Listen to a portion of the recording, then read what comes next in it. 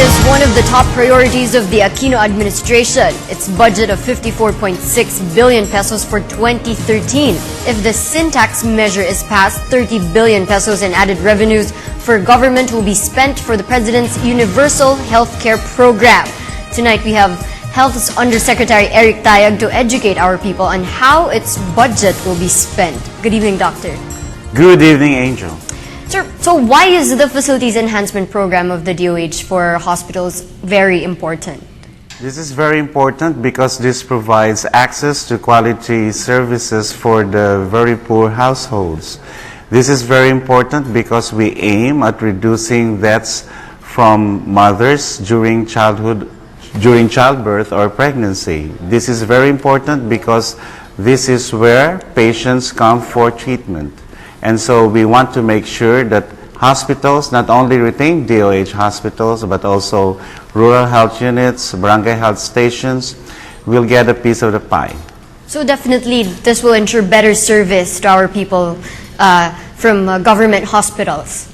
That's true, Angel. So now that the budget is being passed, how much will be provided, let's say, to rural health centers, to government hospitals? Altogether, that amounts to 13.5 billion pesos.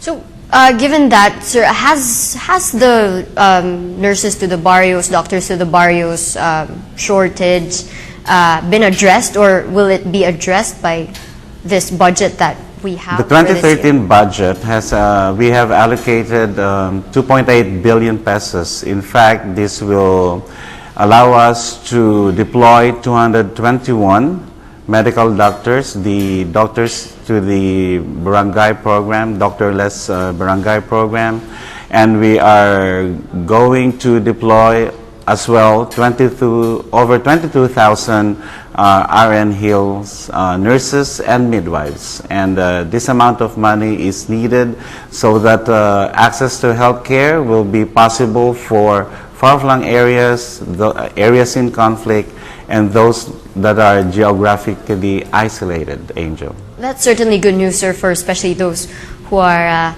isolated. And how about dengue? It has also been a major problem of our country. What are the programs for dengue right now? Okay, the amount of 160 million pesos was allocated for dengue. Around 70% of that will be allocated to mosquito control. It has to be integrated. We are going to distribute, for example, larvicides, insecticides, insecticide-treated bed nets, and the rest will be spent for promotions, for campaigns, for advocacy.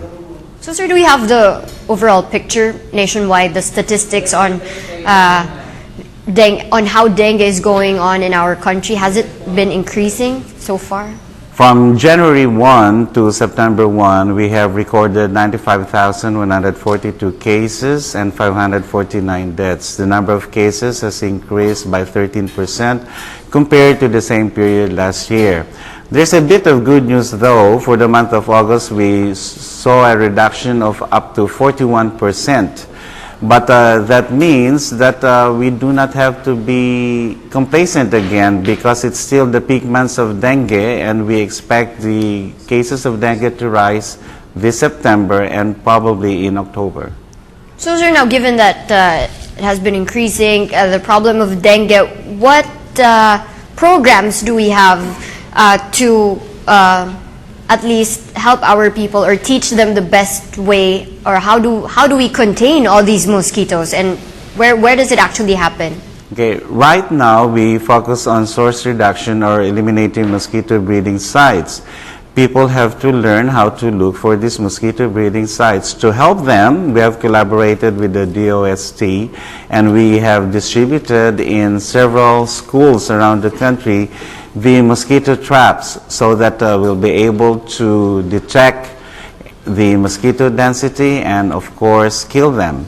Now, this is not enough. It's important that the people continue this for the rest of the year. It's going to be an all year round activity, and we expect local governments to, for example, introduce innovations. For example, some local governments have introduce a real-time reporting wherein there is feedback as soon as a case is particularly detected.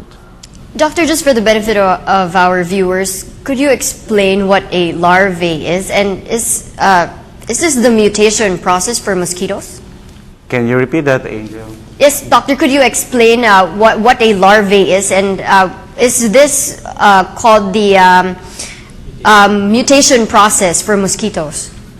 The dengue virus are expected to remain with several strains. There's dengue 1, 2, 3, 4. Just recently, the manufacturers of the first dengue vaccine announced the results from Thailand, wherein there is protection against dengue type 1, 3, and 4, but very low protection against type 2. So we want a vaccine that protects against the 4 strains because it's well known that an individual can be susceptible to all strains and therefore can have infections several times, up to 4 infections, Angel. So when do we see this, or do we actually have those vaccines available already in the country? We are conducting vaccine trials for the same vaccine. The timeline is expected for the vaccine to be available at least in 2014. Now, sir, moving on to the PhilHealth coverage, how much is the budget for next year? And will this cover only indigent patients if there's a limit to their coverage? Okay, for 2013, the budget for PhilHealth is at 12.6 billion pesos. This will cover 5.2 million households in the Quintile 1 of the National Household Targeting System for Poverty Reduction of the DSWD. This is equivalent to more than 20 million beneficiaries. And right now, the PhilHealth is churning out 1 billion pesos per week in terms of benefits for patients who go to PhilHealth accredited hospitals. So everyone who's a member of PhilHealth, sir, is already covered by this? Yes, and right now the coverage is estimated at 85%. We want to maintain that over the next several years, and so we expect also the very poor households to avail of these services if they didn't know it well yet. Sir, how about the coverage for, does this include outpatients, and will this also mean that patients will be covered, let's say, free hospitalization and medicines? Yes, that's true. In fact, apart from the PhilHealth budget, we have also allocated 1 billion pesos, and this amounts to the medicines that can be distributed to over 3,000 rural health centers and over thousands of hospitals around the country. Finally, doctor, how bad is the situation of HIV infections in the country, and how do we contain this problem? Right now, there is approximately 1 case every 3 days, and we worry that the cases will continue to increase in the next few years. We're now looking at the allocation for HIV/AIDS. There has been a recommendation to increase this to 220 million at least, but for 2013, we only have 85 million. All right. On that note, sir, thank you so much for joining us tonight on NewsLife. That was Health Undersecretary Tayag. Thank you, sir.